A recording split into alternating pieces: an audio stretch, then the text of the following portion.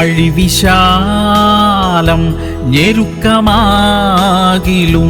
സാരമില്ല, പോയിടും ഞാൻ. താൻ വിളിച്ചാൽ പോയിടും ഞാൻ, യേശുവിനായി ഏതു നാട്ടിലും.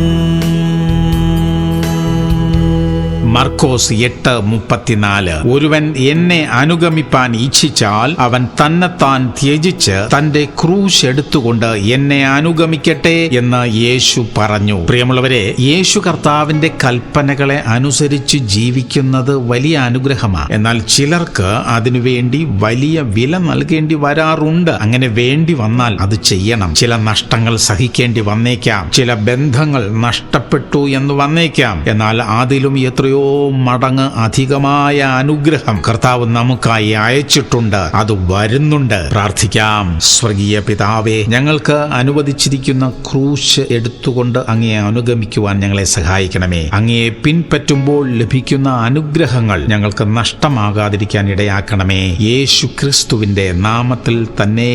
ആമേൻ, ആമേൻ, ആമേൻ.